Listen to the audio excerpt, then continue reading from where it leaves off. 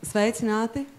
Mums ir uzdevums iesākt sarunu par ziedoni, un es domāju, ka šo paneli varētu raksturot arī tieši ziedoņa vārdiem. Salikt kopā nesaliekamas lietas, nepienākušas, nepieietas.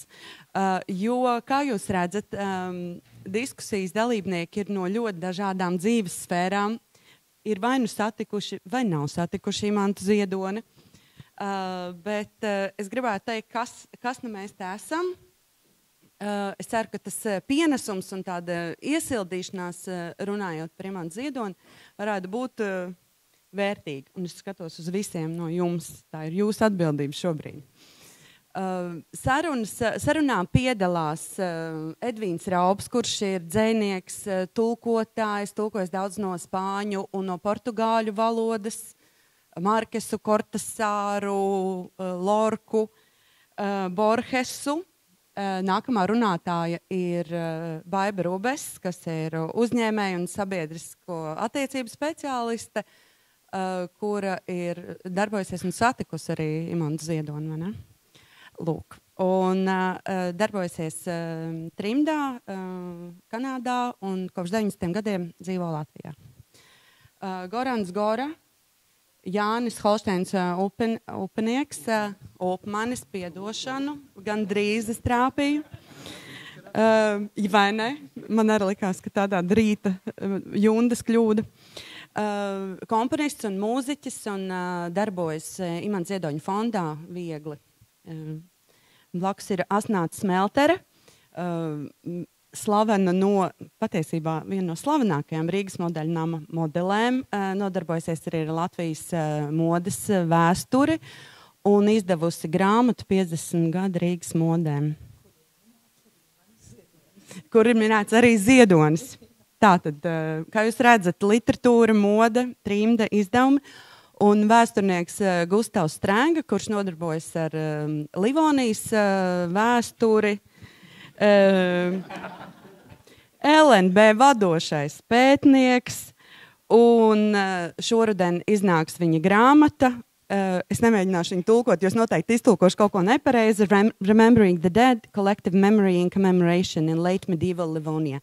Es domāju, ka tas arī ir nozīmīgi, bet to es arī Imantu Ziedoni saticis, lai tava jaunība mūs nemaldina. Lūk. Es gribēju teikt, ka Imantu Ziedoni esmu satikusi 2 reizes, un viena no tām bija pateicoties manai literatūras skolotājai Beatrisei Garjānei, kura mūs veidoja kopā ar Latvijas televīziju raidījumu, un viņa bija atlasījusi tādus vidusskolniekus, kas varētu staigāt pie dzejniekiem un rakstniekiem un uzdot viņiem būtiskus jautājumus. Es atceros, ka tā satikšanās bija tik satriecoša, tādam postpadomu laika vidusskolniekam. Es vispār staigāju tādu apdulus kādu dienu pēc šīs tikšanās, un pirmkārt es neticēju, ka viņš vienkārši ar mums runāja un tiešām atbildēja uz mūsu jautājumiem. Un otru reizi viņu satiku, tad, kad bija, manuprāt, tas bija teātra muzejs, kur tagad atrodas, bija Ziedoņa uzvedums, Tauriņu uzbrukums. Un viņš bija pats publikā, sēdēja. Un es domāju, man kaut ko vajadzētu viņam uzdāvināt pateicībā par šo piedzīvojumu. Un es domāju, man nekā nav. Un es atcerējos, ka man ir jūrmalā atrasts akmenis, kas ir tā kā izskatās kā viens, bet ja viņu var atvērt vaļā un salikt atkal kopā, šis tās kā viens, bet ir 2. Es domāju, tas tāds ziedonisks akmenis. Un mēs draudzeni piegājām viņam klāt un teicām, ka ziedums nav, bet lūk ir akmens. Un Alsma Kantāna uz mums tā ļoti aizdomīgi skatījās. Lūk. Bet iesākot sarunu, sāksim varbūt ar lietām, kas varbūt ir mazāk zināmas. Un mans jautājums Baibai būs par to. Trimdā, pirmkārt, es domāju, ka bija dažāda attieksme pret padomju Latvijas dzejniekiem. Un Imants Ziedonis bija daudz lasīts un slavens un zināms. Un es domāju, ka viņš ar savu dzeju valodu un tekstiem, protams, pārliecināja, ka viņš nav vienkārši padomju dzejnieks, vai ne? Kādā veidā notika tas darbs pie viņa izdošanas ārpus Latvijas? Kāda bija jūsu satikšanās? Kas ir tas svarīgākais, ko jūs atceraties pie Imanta Ziedona? Paldies, Lolita. Paldies, Lolita, paldies aicinātājiem šeit ļoti īsi izstāstīt, kā mēs nonācām pie 2 grāmatām, kas saucās Ledus puķis vai Flowers of Ice, kas ir Imants Ziedoņa dažādu darbu tulkojumi.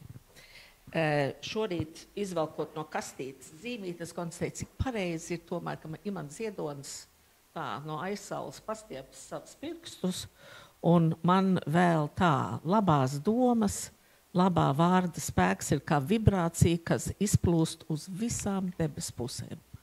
Un man stāsts ir par to, kā Ziedona gribēja panākt to, lai Ziedona pazīst visās debes pusēs, ne tikai Latvijā vai arī Padomju Savienībā. Jo man stāsts ir par to, kā gribēja panākt, lai Imantam Ziedonim piešķir Nobela prēmiju literatūrā, kas acīm redzot nenotika. 1970. Gadu sākumā, es domāju, Padomju Savienības rakstnieki, jeb to, ko mēs saucām par sakariem ar Latviju, sāka nonākt spilgtākā tādā priekšplānā, un latviešu trimda no tā laika sašķēlās 2 pusēs. Un par to var Eva noteikti labāk stāstīt pat nekā es, un tu vai nu biji par sakariem ar Latviju, kā to toreiz sauc, vai arī pret. Var lasīt arī Lešinskas grāmatā par to, kādā veidā strādāja kultūras sakaru komitejā ar tautiešiem ārzemēs, un tā skaitā bija ļoti daudz delegācijas, kas bija padomju delegācijas uz rietumu pasauli, un tā 70. gados galvenokārt, un arī, protams, 80. sāka reizēm iebraukt Latvijas spožākie kultūras spēki. Vai tas būtu Imants Ziedonis, vai Jānis Peters, vai Māris Čaklais, vai Raimunds Pauls, Ivans Krasīņš, ļoti daudz citi. Un tas ir kādā veidā es iepazinos ar Imantu Ziedoni, tā acs pret acs tā teikt, un daudz citu. Mans tēvs, Brunis Rubēs, 70. gados tika aicināts uz Venezuelu, uz Karakasu, lai teikt 18. novembra runu. Viņu uzaicināja Vilis Vītols, ja Brunis un Vilis bija ļoti lieli biznesmeņi, faktiski, ap 2 autorūpniecībā. Tas viss notiek 1979. gadā, un Vilis pasaka Brunim, nebūtu slikti, ja Imantam piešķirtu Nobeļa prēmiju.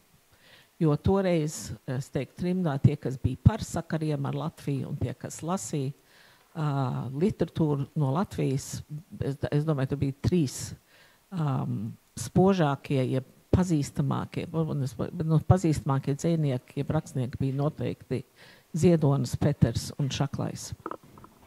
Nepieciešams arī secībā. Es neesmu literatūras zinātniecis, tur pa grūtiem ūdeņiem patreiz brienu. Tā.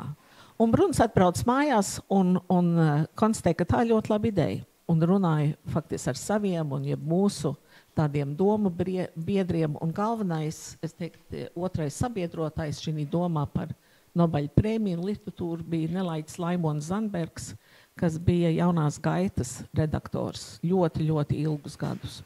Un ar viņu palīdzību izpētīja, ko nozīmē, kā tu vispārīgi vari dabūt Nobeļa prēmiju. Tas tāds ļoti labs jautājums. Un konstatēja, ka viena no atslēgas jautājumiem ir, vai tev ir labi tulkojumi un jābūt tulkojumiem vairākās valodās. Turklāt šiem tulkojumiem ir jānonāk līdz pareiziem recenzentiem, kas ir tie, kas arī daļai atlasa tos Nobeļa prēmijas literatūrā kandidātus. Un konstatēja, skatoties uz līdz tam laikam tulkotiem darbiem, kas bija galvenokārt Rutas Spīrsas, kā arī Bitīts Vinklers, ka viņi vienkārši nav pietiekami labi. Un ka vajag kaut kas, kas labāk skan, angliskāk, dzejiskāk, kvalitatīvāk skan angļu valodā, jo tā būtu galvenā valoda. Otrā kārtā konstatēja, ka ar šiem Nobeļa prēmiju kandidātiem jābūt tādiem, kas nav tikai ļoti labi mākslinieki, bet palīdz īpaši no ļoti mazām zemēm, tautām, valodām, kā ir arī sabiedriski aktīvi kaut kādā veidā, un to katrā ziņā Imants Ziedonis varēja apliecināt ar saviem darbiem jau tādā laikā padomju Latvijā. Lai šādu projektu paceltu profesionālā līmenī, ir nepieciešams finansējums. Un kā trimdā raduši, Brunis ar saviem draugiem un doma biedriem arī radīja sponsors. Tas bija viens tāds noteikts loks, es tur neiešu detaļās. Un faktiski ar Vilu Vītoli klusi priekšgalā Karakasā, kas nodrošināja to, ka varētu atrast pareizo tulkotāju un galvenokārt arī izdevēju. Jo viens ir, ka tev ir darbs, bet jautājums ir, kas viņu var izdot. Ja jūs gribētu vēl detalizētāk par šo zināt, jums jālasa man tēva grāmata, brīnumainā kārtā, 344. lapas pusē, viss ir vairāk aprakstīts. Bet faktiski tas darbs attīstās tā, kad 83. gadā Ziedonis Imants ar Ausmu Kantānu ierodās Toronto un iepazīstās, Imantam jau nestāst tādā brīdī, ka ir vispārīgi šāda ideja, bet labi sadraudzējumi, uzdzīvojām. Mums bija pie manas mājās bija vēl ļoti skaistas fotogrāfijas ar cilvēkiem. Es jau biju kaut kur 20 gadietis un tā tālāk, un mēs bijām tādi latvieši trimdā jaunieši ar Imantu, kas arī bija rakstnieki un mākslinieki, ka varēja tādā veidā privāti satikties. Jo latviešu sabiedrībā mūsu lielos dižgaras no padomju Latvijas nelaida iekšā latviešu centros, jo viņus uzskatīja tomēr par komunistiem, par tautas nodevējiem. Bija demonstrācijas dažādās pilsētās par to, ka nedrīkstēja par to. Man katrā ziņā līdz šai dienai liels kauns. Tātad 85. 87. gads. Šo 2 gadu laikā top projekts un top grāmata. Vispirms runā ar Random House Ņujorkā par to, kas ir milzīgi, tajā laikā ļoti liels izdevējs, bet viņi tomēr nepiekrita šim jautājumam.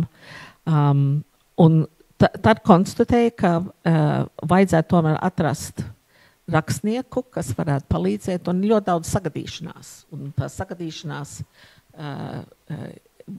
es aroganti teikšu, man priekšgalā noveda līdz vienam kanādas rakstniekam vārdā Barry Callahan. Ļoti daudz latvieši, arī Padomju Savienības iedzīvotāji zināja viņu tēvu, Morley Callahan, kas izdevis ļoti daudz stāsts un grāmatas angļu valodā, tāds Hemingway līdzgaitnieks un Hemingway draugs, īrs pēc izcelsmes un liels kanādas rakstnieks. Bet Barry pats rakstnieks, un viņam izdevniecība, kas saucās Exile Editions, un Exile Editions jau gadiem ilgi izdod pirmkārt dažādas literatūras darbus un turklāt tulkots, un viņš pats jau bija tulkojis, lai gan neprot valodu ar starpniekiem. Starpnieks šī Ziedoņa gadījumā bija mana māsa Baņuta. Laimons Zandbergs ar vienu grupu no jaunās gaitas cilvēkiem atlasīja darbus, pārsvarā tie bija no poemas par pienu, arī citas motocikli, visādi citi tādi darbi, epifānijas un pasakas, un tad deva tulkot. Tas bija šausmīgi interesanti, jo Baņuta paņēma, bija 100 darbi atlasīt, Baņuta uzrakstīja parindenes burtiski, kā tas ir tulkots angļu valodā, un tad Barrys gadu nēsājās ar šiem darbiem, lai nonāk līdz galam. Mēs regulāri satiktos abi divi kaut kādā ļoti labā krogā, rabā restorānā pie vīnglāzes, un tad mēģināja saprast, vai šis tulkojums ir pareizs, vai viņš pareizi skan vispārīgi. Reizēm nāca telefons, kur es darbā sēžu, un tas Barry saka, Baiba, ko tas nozīmē, ka govs guļ pļavā, man nezinu, kaut kādiem kokiem, kas tur nebija. Es no lauka dzīves zinu absolūti 0 toreiz, un tagad tikai drusku vairāk, un bija jāzvan atpakaļ, ko tas īsti nozīmē, jo, kā jūs zināt, Ziedonim sakars ar laukiem, un dabu ir ļoti, ļoti cieši. Un varbūt tās varēja nedaudz uz beigām, ir tad, kad jau bija 100 darbi pārtulkoti un skatījās uz to, kur vajadzētu iet, bija tāds loks man vecāku mājās. Faktiski saicināja galvenos sponsorus, un Barry lasīja šos darbus angļu valodā. Viņam ir rādiobalss, tad ļoti, ļoti zema, pareizā tādā seksīgā tembrā lasa to Ziedoni.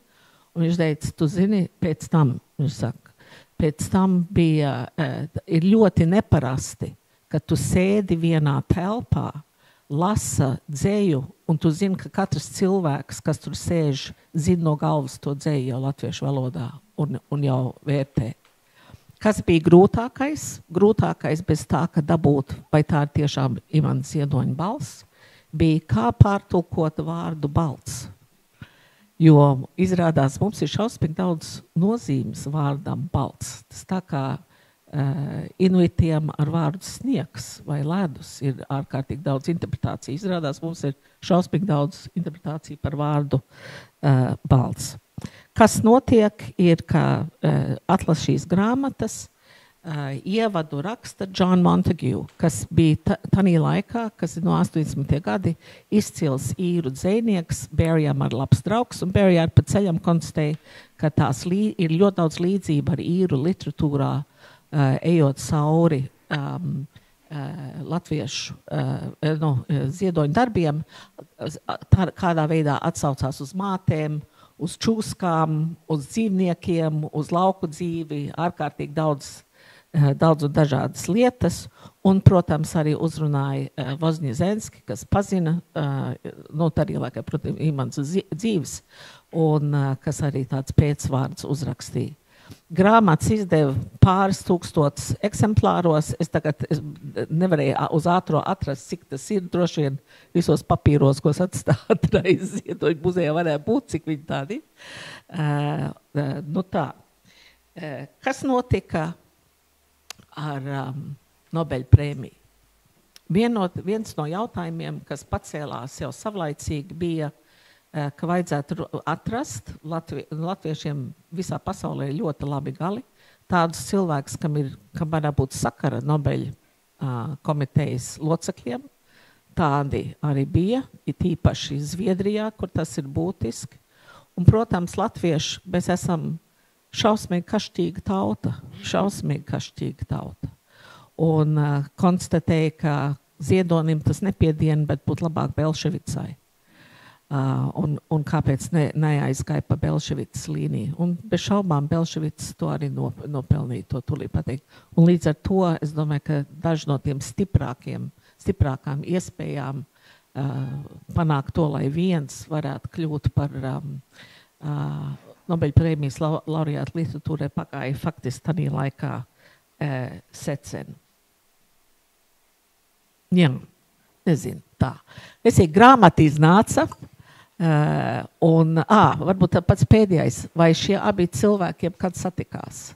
Jā, bet daudz vēlāk. Mēs pa ceļam, kad grāmata bija jau pirms izdošanas gatava, mēģinājām satikties ar Imantu Austrum Berlīnē. Viņš diemžēl saslim, un ar to tā satikšanās pirms grāmatas izdošanas nenotika, bet satikās 15 gadus vēlāk vienā ceļojumā, kur satika Ausmu, kas bija vienkārši dziļā sajūsmā par šo būtni ar tumšo zemo balsi. Un Barry ar Imantu varēja aprunāties par literatūru vispārīgi, par pasaules literatūru, kas bija viens no interesantākajiem piedzīvojumiem manā dzīvē dzirdēt par šiem abiem. Imants ir aizsaulē, Barry vēl ir Toronto. Nu pat satikāmies maijā, prasīja, kā tad iet ar Ziedoņa lietām Latvijā. Bet, Baiba, Trimda uztver padomju tos dzejniekus ar aizdomām. Jūs Imants Ziedoņa aicināt mājās, un kā jūs teicāt, uzdzīvojāt nedaudz. Par ko runāja jūsu vecāki, kādas bija tās sarunas pie galda? Kas tās bija par tēmām, kas jums tobrīd bija svarīgas? Pirmkārt, Trimda nav viengabalaina. Nebija viengabalaina. Tu biji pareizā pusē vai nepareizā pusē. Tāpat ir Latvijā šodien, būsim skaidrs, vai pareizā vai nepareizā pusē. Un es domāju, ar tiem, kas bija vienā vai otrā pusē, man ar māsu noteikti bija liberālāk ieskat nekā maniem vecākiem kaut kādā veidā, jo, protams, jautājums ir, vai cilvēki, kas sadarbojās ar iestādēm, jeb kas ir partijas biedri, var būt lojāli Latvijai. Tas ir tā par tanīs laikos tapas tāds slavens teiciens par bezkompromisu nostāju. Es apgalvotu, ka Nacionālā apvienība, piemēram, personīgi uzskatu, ir tādā bezkompromisu nostājas pusē. Nu, tālu netiks ar tādām bezkompromisu nostājām. Jautājums ir, ka tās sarunas bija par to, ko mēs zinām vai nezinām, vai ne par Latviju. Man bija tā laime, es jau 72. gadā braucu šurp ar tādu manu vienaudži, tie, kas brauc uz Latviju, skatījās uz lietām citādāk un meklēja sadarbības, jeb sarunu formas. Tanī laikā, es teiktu, ka trimdā, es to nezinu, bet trimdā droši vien vislasītākā literatūra no Latvijas bija literatūra un māksla, kas tad cirkulēja apkārt un mēģināja saprast, kas notiek vai kas nenotiek. Ir grūti noteikt, kas ir ienaidnieks un kas nav, un ar kuriem ienaidniekiem vajag runāt vai nē. Piemēram, atbrauc ciemos, ja es nemaldos, tas vai bija Raivons Pauls vai Peters, es īsti neatceros. Un viņam līdz delegācijā bija viens cilvēks, tagad ir senior brīdis, es neatceros viņu vārdu, bet kas bija ļoti iesaistīts arī politikā Padomju Savienībā, un vienmēr meklēja ceļus, kā atdalīt uzmanītājus no individiem. Tur vienmēr to meklēja. Un es strādāju pie Ontārio ministra prezidenta kabinetā, un mēs piedāvājam, ka es šo cilvēku izvadāšu pa biroju, viņš satiks vēl ministra prezidenta, kas tā arī notika. Un viņš ļoti laimīgs, jo tu mēģini atrast to, kā var patiešo aprunāties. Ar šodienas acīm skatoties, mēs jau nekad nezinām, kurus jautājumus patiešām uzstādīt. Un kas ir tie jautājumi, jeb tās lietas, ko grib pateikt, ko tu nekad nepasaki. Tā. Es tikai atceros, beigšu šo anekdotu. Es dzīvoju Toronto centrā, un man netāli ir Toronto universitāte, un šoreiz bija Ausma Imantam līdz. Teicu, mēs varētu aiziet, un parasti visus šos cilvēkus latviešu Toronto piepilsētās palikt pa nakts pie kārtīgiem mietpilsoniskiem latviešiem labās mājās, kā tas parasti notiek. Tā, pie manis bija vairāk uzdzīves. Un vēl te Toma vienmēr tā uz vienu vakaru iedeva dažos cilvēkus, lai parādītu, kā ir pa īstam tā dzīvotā. Un Ausma saka, aiziem, kur tad tusē mūsdienu leksikā jaunieši. Un mēs aizgājām uz vienu krogu, saucās Brunswick House, normāls studentu alus krogs, kur otrā stāvā spēlēja vienu jamaikiešu reggae ansambls. Jūs visi pazīstat Ausmu Kantānu. Un viņā Imants, tā klusi iet skatāt, uzdzīve, neviens jau nezinu, kas šitie divi tādi ir. Ja kas tādi vecīši salīdzinoši, varētu visāt arī pasakumā. Un tā Ausma vienkārši nostājas, ak, Dievs, tā skaļa, ak, Dievs, kaut ko šitāda, es nekad neesmu redzējusi. Un tā runāja, un tad viens no latviešu puišiem paņēma ar viņu, izdansoja pie reggae muzikas. Viņi bija starā. Tas ir viss, ko tu teikt. Paldies, Baiba. Jā, tieši tāpēc šādus stāstus var uzrakstīt grāmatā, bet es domāju, ka stāstnieka talants jums acīm redzot ir. Un mēs visi esam dzīvi tagad iztēlojamies Ausmu Kantānu dejojot reggae. Edvina, par 90. gadu rakstnieku paudzi, kas jums bija Imants Ziedonis? Vai viņš jau bija tāds klasiķis skolotājām, skolas grāmatām, poem pa pienu lietas, kas jāzina no galvas?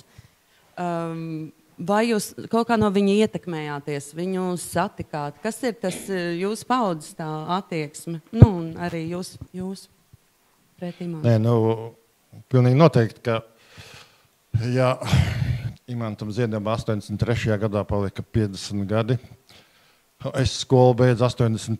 Tad viņš jau bija manas skolas laikā klasiķis. Un varbūt tā bija tāda pirmā lielākā problēma, jo skolā, padomju laikā, kur es mācījos, diemžēl Imantu Ziedonu un citus dzejniekus, padomju klasiķus un vēl pat sanākus dzejniekus mācēja pasniegt ļoti sarkanā ideoloģiskā mērcē.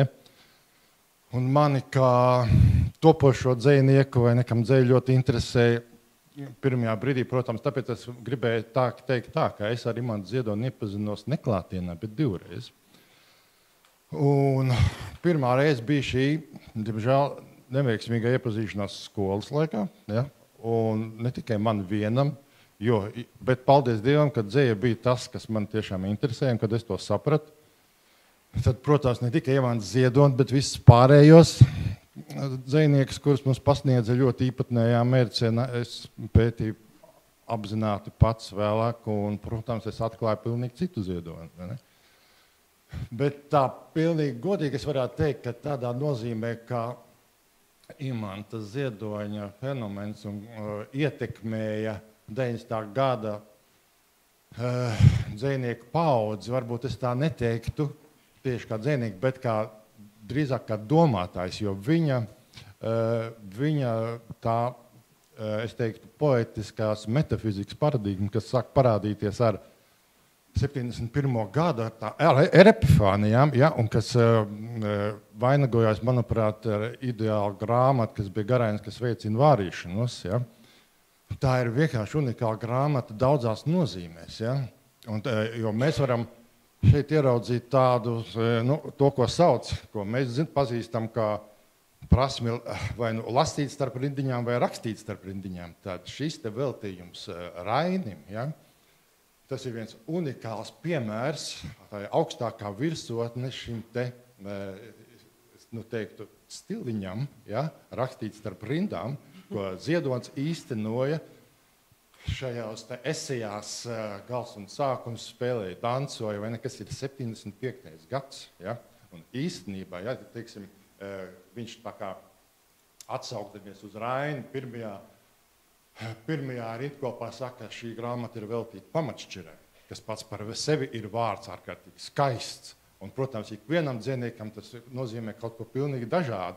Un Ziedonis arī pilnīgi apzināti to noved līdz dziņas gribai, kas ir pēc pāris rindkopām. Pēc tam bija vēl pēc 2 rindkopām sako vispār neticams teikums tiem laikiem. Un gars iznāk laukā no plaknes. Vai ne?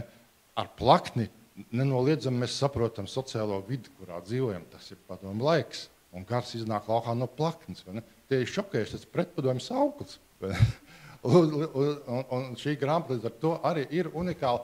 Un, kad es to lasīju, vēlāk arī es vēl pārlasīju, bija tāds mūžības temperaments, kurā ir apkopots arī tie viņa esejas.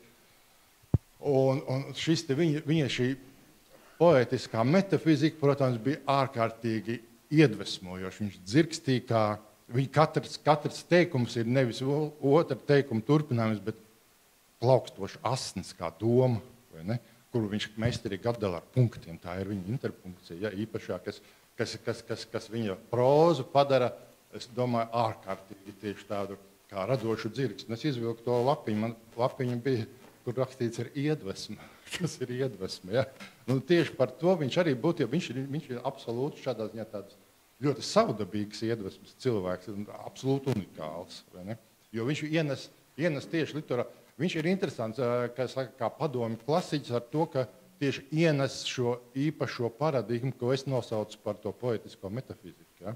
Kas Ziedonim ir ārkārtīgi svarīgi arī vēl vēlākajos gados. Nu, tāda ir tāda mana īsā iepazīšanās ar Imantu Ziedoni. Bet jūs viņu arī satikāt dzīvē? Es esmu pāris reizes saticis, bet ne tā, ka es varētu teikt, ka mums izdevās daudz aprunāties. Vienreiz es satiku Aspazīs un Raiņa mājā, kur mums bija tāds absolūti lietišs notikums, bet mēs bijām divatā. Aci pret aci. Protams, ja tie, kas ir satikuši Imantu Ziedoni, zina, kā viņš paskatās, un tad viņš grib izskatīt tev cauri, vai ne? Kā saka, es nezinu, ko viņš par mani nodomāja, bet viņš uzdeva pāris āķīgs jautājumus, un es neatceros neko, ko es atbildēju. Bet, katrā ziņā viņš bija priekš manis ļoti liela personība, un līdz ar to es skatījos uz viņu kā uz kalnu. Tā bija. Paldies. Un es varētu pārmest tiltu uz nākamo paudzes pārstāvi, kas ir šeit, uz Gustavu Strēngu, jo Tas ir vēl paiet gadi. Es zinu, ka tu esi ar Imanu Ziedoni esi ticies, tā teikt, noteikti, kamēr skrēja zem galda vai kaut ko tam līdzīgi. Vēl mazs, bet mans jautājums drīzāk būs par to, kā tu redzi, kāda ir tava attieksme pret Imanu Ziedoni tev individuāli un arī kā paudzes pārstāvim. Jo mēs esam tāda dīvainā paudze, kas piedzīvo vēl tādu padomju laika izskaņu, atmodas laikus un brīvo Latviju. Es domāju, ka arī iespējams, ka Ziedoņa interpretācija mainās šajos laikos. Vēl padomju laikā iedomājieties jūs īpaši literāti dzejnieki šeit sēž. Ziedoņa, piemēram, Kurzemītes 2. daļa iznāk 45,000 eksemplāros. Iedomājieties, cik cilvēkiem bija iespēja to izlasīt un cik arī lasīja. Mana grāmata mājās ir ar manas omītes ierakstu, lai kāds viņu nenosper. Tieši tā viņu sargāja. Bet kāda ir, es nezinu, tava attieksme? Viņš jums ir dzejnieks, viņš raksta, viņš saprot, ka viņu cenzēs. Tas tomēr ir padomju laiki. Un tu jau lasi to patiesībā kā pieaudzis cilvēks brīvā pasaulē. Jā, es nevaru izslēgt to, ka es esmu vēsturnieks, līdz ar to es raugos uz Ziedoni kā uz laikmeta fenomenu, un arī domājot par šodienas sarunu, es sapratu, ka Ziedonis ir daudzšķautnains un reizē ļoti sarežģīts, joprojām, un es domāju, ka viņš nav atklāts. Ar Ziedoni un viņa dzeju un arī prozu var uzlādēt ūdeni burkās, ar Ziedoni var salauzāt un ar Ziedoni arī var abedīt. Par Ziedoni tomēr ir palicis ļoti daudz, kas nepateikts un nezināms. Un tajā pašā laikā Ziedonis ir rokstārs, ar viņu nevajag iepazīstināt, un arī, kā mēs šodienas sarunā redzējām, nebija nekādi ievadi par Ziedoni, visi zina, kas ir Ziedonis. Tajā pašā laikā Ziedonis ir tomēr, es priekš sevis noformulēju, ka viņš ir padomju Latvijas rakstnieks. Es nelietoju vārdu padomju rakstnieks, jo arī viņa mēsli režīmam bija pietiekami minimāli, tajā pašā laikā nekādā veidā viņu nevar nosaukt par disidentu. Viņš ir atzīts rakstnieks, kurš ir komunistiskās partijas biedrs, kurš 1985. gadā kļūst par augstākās padomes deputātu. Tas ir vēl tas sasaukums pirms augstākās padomes, kurā bija Tautas fronte, un tad viņš arī kļūst par Tautas frontes deputātu un balso par Latvijas neatkarības deklarāciju. Proti, te ir tā sarežģītība, ka viņu šobrīd ir ļoti grūti varbūt dekonstruēt kā šo te politiski literāro personību, jo viņš ir tāds nācijas viedais. Un jautājums, vai šobrīd tas vispār ir iespējams tāds kritisks skats uz viņu. Protams, man jāsaka tā, man liekas ļoti svarīgi ieguldījumu tādā kritiskā skatā uz Ziedoni ir devusi Eva Eglāja Kristsona ar savu monogrāfiju par padomju latviešu un trimdas rakstniekiem, bet man šķiet, ka viņš joprojām ir līdz galam neizprotams. Interesanti tas, es gatavoties šai sarunai pārlasīju Knuta Skujnieka un Ievas Lašinskas interviju Rīgas laikā, kurā Skujniekam prasa, ko viņš domā par Ziedoni. Viņš bija kritisks, viņš teica, ka viņš nav bijis nekad sajūsmā, un viņa vārdi bija, ka viņš uzskata, ka Ziedonim nav bijis nekas jāziedot. Tādā izpratnē, ka viņš vienmēr ir spējis padomju laikā ar sistēmu.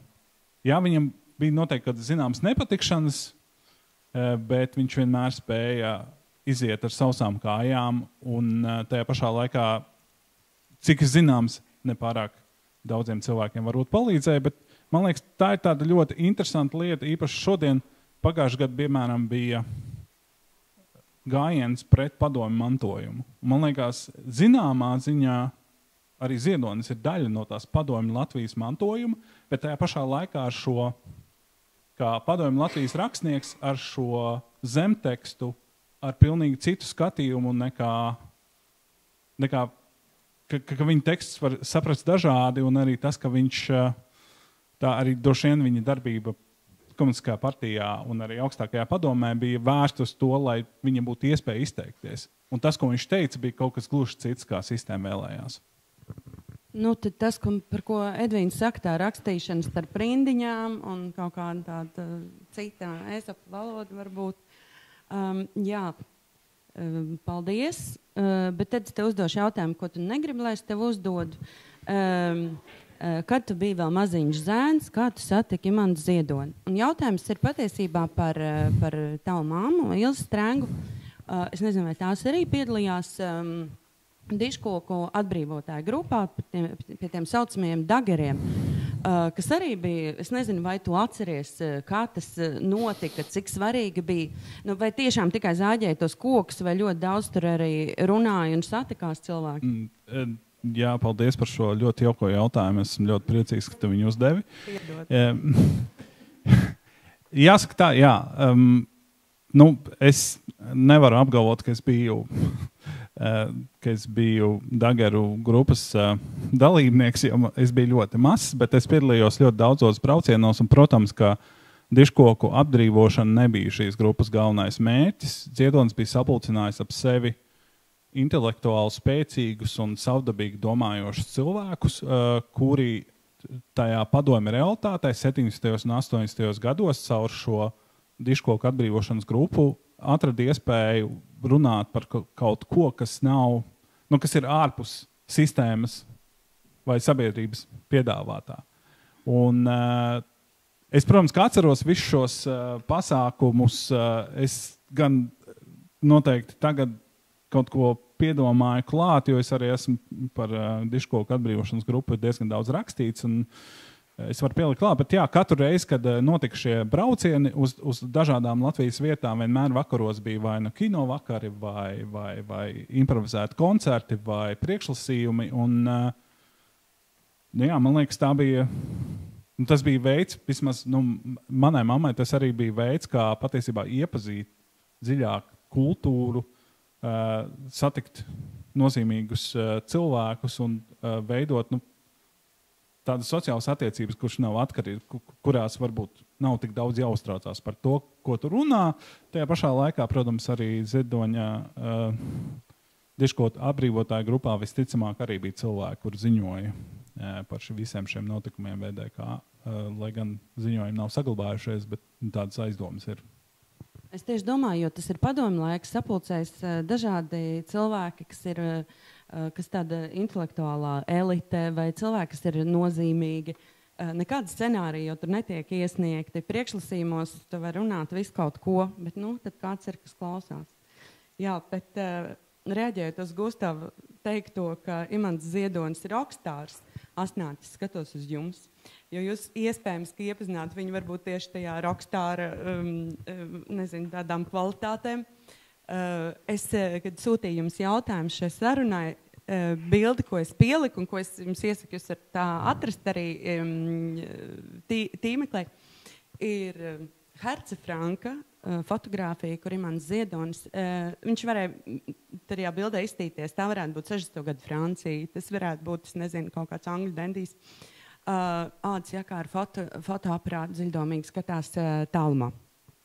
Un par Ziedoni un modi un to, kā notika jūsu satikšanās, kas ir tas, ko ir vērts atcerēties un mums pastāstīt? Ja, interesanti, ka paralēli visam mikrofonu tuvāk. Mēs tagad runājam. Es Imantu satikusi nevis 2 reizes, nevis kādreiz bērnībā, bet 100 reižu, jo mūsu gaitas bija ļoti, ļoti cieši saistītas tieši ar kultūras pasākumiem padomu laikos. Es strādāju tad Rīgas modeļnamā, un Rīgas modeļnamam bija 2 uzdevumi pamati. Pirmais bija gatavot etalonus lielai rūpniecībai visai, modeļu etalonus, un otrs bija taisīt priekšnesumu kultūras dienām, kas bija gan kā tautas estētiskā audzināšana, gan kā padomju dzīves propaganda. Mēs darījām arī tādu darbu. Protams, caur formu, caur krāsu, caur saturu. Un Rīgas modeļnama mākslinieciskā vadība šo pasākumu gribēja tiešām taisīt perfektu, jo kāda tur mode mums ir vajadzīgs teātris vairāk. Un pieaicināja pie modes skates gatavošanās gan Raimondu Baulu, gan arī Imantu Ziedoni. Raimondam Paulam bija tā muzikālā daļa, viņam bija jāgatavo muzikālā daļa, tas vēl viss bija ierakstos tajos laikos, un Imantam Ziedonim bija lūgts tādas tēmu nosaukums sagatavot. Nevaru apgalvot, ka tā tēma nostrādāja. Acīm redzot, Imanta to vārdu tulkošanas dēļ, tas bija grūti, jo braukājam mēs uz dažādām valstīm, vajadzēja vienmēr atkal atsevišķi to visu tulkot. Tas varbūt bija pāris reizes mums Rīgā skatējis vai arī uz krievu valodu, ka mēs braukājam pa Padomju Savienību. Es atceros viena tēma, varbūt tā bija tā Imanta Ziedoņa vārdi, kad pīlāģi sarkanie zied. Tāda bija liela 20 minūšu garas modes skate, visi sarkanos toņos, sarkanās krāsās. Imants Ziedonis vienmēr bija klātmodes skatēs. Kādēļ? Es domāju, ka viņš meklēja kādu emocionālo iedvesmu. Viņš tā kaut kur vienmēr bija pa vidu, visur vienmēr ar savu humoru, vienmēr arī ar interesi par modi. Un viņam patika mode, viņam bija lietas, kas viņam ļoti patika, viņam nepatika vīriešu krekli ar apkaklēm, viņam vajadzēja to austrumniecisko stilu, noteikti viņš vienmēr to, ja viņam kaut kur gadījās tāds krekls, viņš ausmiņai lika ārdīt nost to apkakli, lai ir šī indieša apkaklīt, viņam patika pelēkā krāsa, viņam patika stiloties, viņam patika pa spīti, viņam patika citādāk. Nu, jauki viņš interpretē to savu stilu. Imants Ziedonis vēl palaidnis bija. Es atceros, braucot uz kultūras dienām ārzemēs, tas bija Francijā, laikam 1983. gads.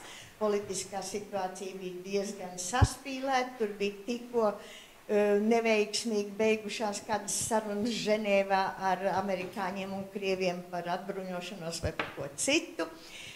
Nevar vairs atcerēties precīzi. Un tā disciplinārais tas sloks mums bija diezgan smags. Bet mums bija mūsu garspēku turētāji līdz mūsu grupā. Tas bija Imants Lansmanis, tas bija Pēters Petersons, tas bija Imants Ziedonis, Kārlis Zariņš, tad tur skatuves mākslinieki. Un tad, kad jau mēs bijām 12 dienas kopā, jo skatas bija visur, organizēja to kreisie francūži, un braucām mēs skatu pa visu Francijā, 12 dienas kopā, un tad, kad jau bija kaut 9. 10. diena, tad Imants mums saka, vajadzētu mums iztaisīt kādu kārtīgu palaidnību. Un es domāju, ka mēs viņus saucam knābiem, tos vērotājus, kas vēroja, ko mēs darām, ko mēs sarunājamies, kur mēs ejam. Un mēs satikamies pie viesnīcas lejā, kad maz grupiņa salasīsies, un Imants Ziedonis saka Pēterim Petersonam, iztaisām kādu labu grēku, tādu kreiso soli, viņš teica. Un Pēters Petersons teica, es jau tā kādas dienas 3 grēkoju. Tā kā Imants padevās. Tad mēs gājām nelegāli, bez nekādām atļaujām, jo padomju sistēmā pēc 9:00 vakarā padomju cilvēks uz ielas nevarēja būt. Bet tie jau bija tāds 80. gadi, kad tas režīms palika mazliet lojālāks un tā. Imants Ziedoņa, Imants Lansmaņa un Pētera Petersona klātbūtne visās šajās palaidnīgajos gājienos, protams, bija liels krāšņums. Sekojoši, ko gribu vēl teikt pie Imanta Ziedona. Tad, kad beidzās manas modeles gaitas, tad, kad es dibināju savu modes salonu, tad, kad mums bija tik liela pieredze ceļojot ar Imantu kopā kultūras dienās un veidojot programmas, kādreiz mums arī nācās izstādes ieskādu. Es atceros, Maija Tabaka bija saslimusi, meitenes jums jāiekāt to izstādi, labi darījām. Un Imants Ziedonis vedināja man, iedvesmoja man likt Latvijas etnogrāfisko elementu modes veidošanā. Viņa mīlestība bija tās baltās zeķes, ko mēs lasām, viņa raksti cimdos. Es tiešām varbūt iedvesmojoties no viņa, kaut gan es Imantam teicu, nu nepatīk man tā cietā latviešu vilna, man vadmala nepatīk pelēkā krāsa, arī nē, man vairāk zīdi, man vairāk patīk kaut kā tā cita, bet nu tomēr. Un rezultātā mēs sākām ražot un radīt tautiskās tēmas no Latvijā austiem mūsu audumiem, krāsainiem. Tā tēma aizgāja spoži. Mēs atkal savukārt ar salonu A jau braucām gan uz Austriju, gan uz Zviedriju ar savām modes skatēm. Un mums līdzi, es vienmēr jūtu to Imanta garu, ka tas ir jādara un mēs to darām. Un ka tas tik labi atskanēja. Ārzemnieki priecājās par vitrīnām, kurās bija modernais apģērbs ar latviski austu audumu. Un Imants bija gandrīz visās skatēs, iedvesmojoties varbūt tieši no tā mākslas spēka, no tās modes skats. Un pēc tam arī lēni ieplūstot mūsu kolektīvā, es domāju, ka tieši tā būšana kopā ar jaunām toreiz un varbūt krāšņām meitenēm viņu ļoti iedvesmoja. Man ir viena brīnišķīga dāvana no Imanta. Viņš ticēja visādiem talismaniem. Un viņš man uzdāvināja tādu kristālu, tādu radošai iedvesmai. Es domāju, šodien viņš var nomirdzēt jūsu kristībā. Tiešām skaists. Viņš toreiz apgalvoja, ka labs kristāls, vai viņš no Urāliem bija atvedis vai no kaut kurienes. Un te ir viņš visā savā stilā, varam palaist apkārt, apskatīties. Viņam patika stiloties ar savu ārienu. Tā kā viņa nozīme ir diezgan vēra ņemama tieši mūsu tajā estētikas veidošanā no 90. līdz 2010. gadam. Paldies viņam! Es vainošu to kristālu bumbu, bet viņi tomēr man liek pajautāt, ko Latvijas intelektuālais krējums Francijā celts par palaidnībām. Visi šie kultūras kanoni pārstāvi. Nu, protams, tā bija tāda saviesīga dzīve. Tas bija alkohols, saviesīga dzīve. Vairāk pa visu citām, teiksim, ekskursijām, tie bija muzeji, daudz gājām, uz teātriem un tādiem pasākumiem mazāk, jo tur vajadzēja vairāk stundas. Kultūras dienās mums dienas bija aizņemtas no rīta līdz vakaram, un tad es vēl atceros, ka arī toreiz Induls Zariņš kādreiz taisīja dzejas vakaru. Induls Zariņš dzejas vakars. Mēs sanācām atkal kā 10-12 cilvēki. Viņš mums lasīja Šekspīru. Tāds bija. Ja jūs domājat par tādām lietām, kā šodien vienmēr runā par privātiem romāniem, romantiskām attiecībām, tad, diemžēl, tādas toreiz nebija modē. Tā varētu teikt. Tās attiecības... Tās bija tādas cita veida attiecības, ko varbūt varētu saukt par tādu ļoti tuvu draudzību, kas izveidojās arī tādas ģimeņu draudzībā vēlāk un vēstulēs. Man ir vēl viena brīnišķīga vēstule, ko atrakstīja Imants no esot jau Jūrmalā, kas tas bija Panama, kur viņš dzīvoja ar ausmu beidzamos, kad viņš jau vairs nekustējās, viņš sēdēja. Viņš pats nerakstīja, rakstīja medmāsiņas, un vienmēr viņš atcerējās tos skaistos brīžus tajās kultūras dienās, visās, kas bija ārpus programmas, un atbrauc pie manis, es ceru, ka atvedīsi dzirkstošu prieku. Jā. Un Gora ir pēdējais un jaunākais šeit dalībnieki. Jauniešu laiks, ja? Jauniešu laiks ir, jā, laiks ziedonim, kā saka. Vienmēr. Jā, es domāju, ka tas noteikti izlasīs ļoti daudz ziedoņu dzejas, izvēloties dziesmām tekstus. Tāpat tās kopā ar fondu Viegļus apceļot Latviju, kas, man liekas, tāds rītīgs ziedonisks pasākums ir apceļot vai nu tur Latvijas robežas vai arī ekspromptā uzstāties, kas varētu tur tāds dageru tradīcijas turpinājums. Kāds ir tev ziedonis? Kā tu izvēlies viņu tekstus dziesmām? Kāpēc tu esi par fondā Viegli? Tev ko darīt nav citu dzīvē? Absolūti nav ko darīt. Nē, droši vien te stāsts ar tādiem diviem atzariem. Viens ir tāds mans personīgais stāsts un iepazīšanās ar Imantu, jo tas ir tāds man ļoti pašam radniecisks, jo mēs iepazināmies kādā 2009. Gadā, laikam, vai 2010. Kad mēs ar dombiedriem dziļākajā Latvijas finanšu krīzes posmā, nezinot, kā tikt no tās ķezas ārā, uzgājām tādu angliski teiciens less is more, ka tev nevajag darīt lielas lietas, bet tu dari mazās, un tad mēs sākām doties tādos, kā mēs saucām, mazās kavalērijas izbraucienos, kopā ar vietiem jauniešiem talkās sakopt kādu objektu, kas ir viņiem svarīgs, vai kaut kādu laukumu. Tie ir bijuši ļoti dažādi objekti. Sākot no volejbola laukumiem līdz bruģēšanai, plašu profilu speciālisti. Un tad kādu reizi braucot mājās no kāda no šiem braucieniem, mēs lasījām grāmatu Tu tepatās un sapratām, ka mēs faktiski jūtamies tieši tāpat kā dageri, braucot šajos te braucienos un ar šo te misiju un uzstādījumu.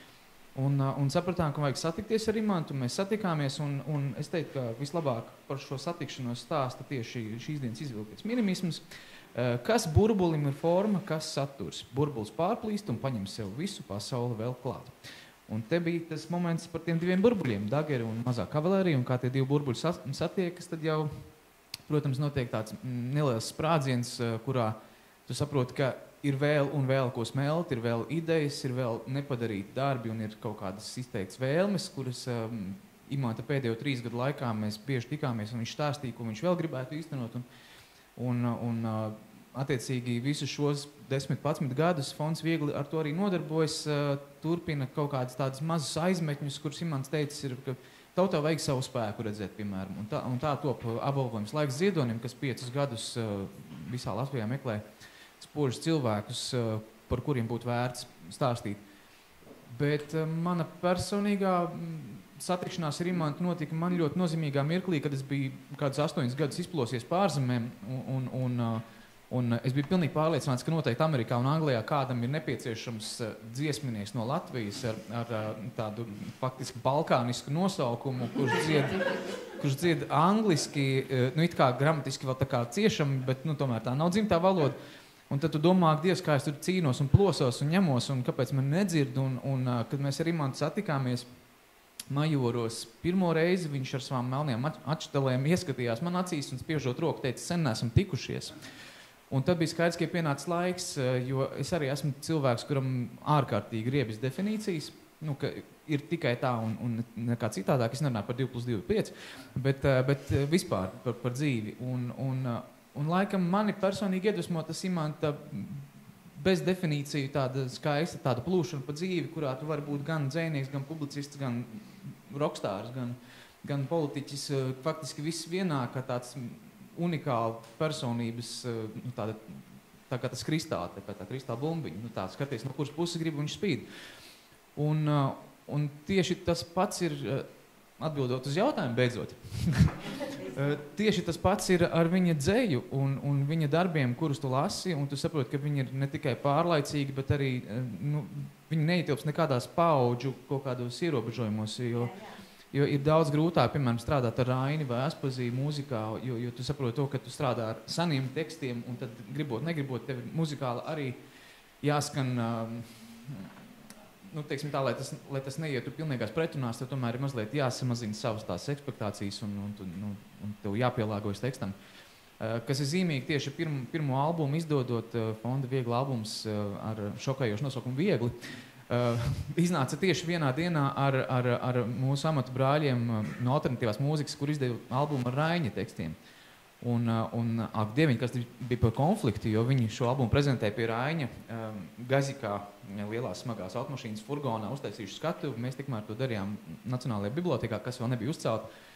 Un pēc tam kādu laiku vēlāk mana kundze satika Jākabu Nīmani, komponistu, kurš nečaunes veika. Viņš teica, ko jūs ar to Ziedoni izdarījāt? Viņš taču nav tik romantisks, bet jūs tur tādi romantiķi savākušies. Bet jā, nu tas ir tas, kā mēs ar fondu Viegli redzam to Imantu. Jā, arī spurainu, arī ļoti daudzonīgu, bet pāri visam tomēr ļoti cilvēcīgu. Un es teiktu, ka tā viņa personības, tas viņa personības magnēts ir tas, kas mūs vēl ir visu laiku tur pie sevis un tur ir ko pētīt un pētīt. Padomu laikā jau arī ļoti daudz ir dziesmas tapušas tieši ar Ziedoņu tekstiem. Un reizē man ir bijuši dusmas, ka tieši tāpēc, ka tāda ir tāda nezinu, tāda popsīga tā mūzika, viņi savojās to dzejoli. Bet es domāju, ka tas vienmēr ir milzīgi atbildīgi mūziķiem, ka vai nu tu runā tajā valodā klausītāji vai nē. Un atsaucoties Asnāts pieminētajiem pīlāģiem, kurš viņš mums veltīja modes skatē, tad ir Ziedonis raksta dzejoli par visskaistākām ogām pasaulē, kas ir pīlāģi. Viņš mums veltīja daļus, un tur es tā kā, jā, šitā melodija man dēļ. Un tad tu klausies tur par to, par pārmetumu un apsolījumu un vēl kaut kas, un domāju, nu, tik dziļš dzejos, nu kas tam tā draņķa mūzika ir viņam uzrakstīta. Kādā veidā, tāpēc tu izvēlies, kas ir tas, kur tu roc ārā tos tekstus, lasi cauri, vai tev kaut kāda frāze iekrīt, kā tu paņem to dzejoli? Pirmkārt, jau noteikti pietāte. Es atceros, ka mums bijuši daudzi dzējoļi, kas gan mazās kavalērijas laikā, gan fonda Viegli darbības laikā ir bijuši tā kā te neaizskaramie. Kad tu lasi un tu saproti, nē, šis ir pārāk liels un es viņu nespēju ietilpināt mūzikā, kas ierasti tomēr ir kaut kāds šablons, tās ir 3,5 minūtes, plus mīnus un piedziedājums un atkārtojumi un tam līdzīgi. Un skaidrs, ka tev ir mazliet jāiet līdzi tam, ko pieprasa klausītājs, lai viņš šo mūziku arī klausītos, jo ir kaut kāda uztveres, diemžēl tāda programmatika, kas mums ir ieprogrammēta, un mēs uztveram Eirovīzijas formāts ir šis, un viss, kas ir garāks, tas jau ir alternatīvā mūzika. Tad skaidrs, ka tas jebkurā gadījumā ir vienkārši ļoti dziļš aicinājums māksliniecisks, kurā tu saproti, ka šis dzejos tevī vienkārši sāk skanēt, un tu nevari neko izdarīt, un tā viņš to par dziesmu. Un pat man arī kā reiz bija, gatavojoties 90 gadu jubilejas koncertam, šī gada maijā mēs sarakstījām pāris jaunas dziesmas, un man tapa viena dziesma, pamatā ņemot dzejoli par viņas sarunu ar Vērmaņu dārza lauvu, kas faktiski ir par krāpšanu un par to, ka, lai tā lauva nesaka tam puisim, ka pirms mirkļa te bija viens cits. Bet tas dzejos tik skaists un vēstījums ir Leo, ja nav mīlestības, dzīve ir kā ezers sauss. Un es domāju, es taču nevaru neuzrakstīt par to dziesmu. Bet es katru reizi izpildot šo dziesmu, paturu prātā, ka man ir jāizskatro konteksts, par ko šis dzejolis, jo šie ir, tā kā varētu pateikt, divi mākslinieki, kurus attiekas, viens ir komponists, otrs ir dzejnieks. Bet vienmēr tie ir dzejoļi, kas paši mani uzmeklē, un tas jau pieminētais Knutas Kujenieka gadījums, man ir arī vesels albums ar Knuta dzeju, un es nezinu kāpēc, bet rakstot to albumu, es atradu visus šos dzejoļus ļoti ātri, un es domāju, nē, jāuzraksta vēl viens albums ar Knuta dzeju, un es šķirstu tieši tos pašus dzejoļu krājumus, un ne tikai es nevarēju atrast tos dzejoļus, kas bija izmantoti, bet es lasu pārējos, un es domāju, kā es vispār varēju atrast kaut ko sev saistošu, jo jau tas ir pilnīgi cits skujnieks. Līdz ar to notiek kaut kāda saudabīga ķīmijas pieļauja. Īstajā laikā un īstajā brīdī, jā. Tas nav tā, ka tu paņem jebkurā katrā dienā un pašķirst, un ir. Paldies liels.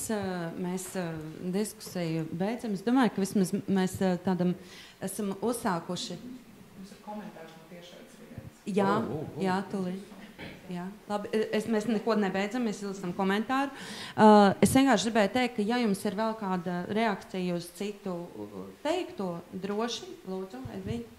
Es tikai pavisam īsi.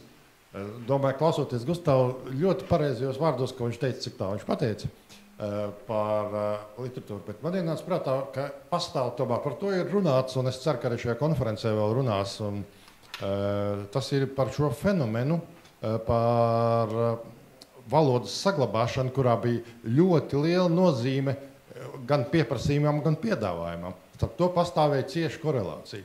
Un visi padomu laika klasiķi rakstīja tomēr literāri ļoti augstvērtīgs latvisks teksts, un bija milzīgs pieprasījums. Šis pieprasījums nebūtu, es domāju, iespējams, ja tur būtu tīri, kā saka, tikai viens propagandas teksti, vai ne? Tā kā šajos 50 gados, pateicoties tieši padomju literārajiem klasiķiem, latviešu valoda saglabāja savu augsto līmeni daudz lielākā mērā nekā 30 gados. Mēs esam vairāk zaudējuši nekā 50. Tā. Paldies. Un kāds ir komentārs? Mums ir komentārs no Mārtiņa Kaprāna. Vērtīgi piebildu Gustavam par Ziedoņa kā padomju mantojumu. Lai saprastu Ziedoņa un citu rakstnieku kompartijas biedru lomu, ir rūpīgi jālasa Rakstnieku savienības partijas pirmo organizācijas sēžu protokoli. Tajos ir ļoti labi redzams, kurš partija izmanto, lai palīdzētu citiem inteliģentas pārstāvjiem, un kurš, lai palīdzētu tikai sev. Ziedonis kopā ar Peteru veidoja kodolu lojālai opozīcijai. Tāds paldies Mārtiņam Kaprānam, kas skatās un klausās. Paldies visiem. Es domāju, ka mēs esam panākuši šajā neiespējamajam panelismu kaut kādā veidā, aplūkojot Imantu Ziedoni no dažādām pusēm. Paldies, Asnāt, arī par par tiem citātu, jā, lai mēs redzam tomēr, ka tās melnās bītlenes nebija gadījumi pēc viņam viss un tie krēkli. Bet paldies liels visiem. Sarunu vadīja Lolita Tomsone un paldies Edvīnam. Baibai bija jāskrien. Baiba ir ar mums kaut ir ceļā uz Rīgu. Paldies Goran Gora un paldies Asnātei un Gustavam. Vislabāk.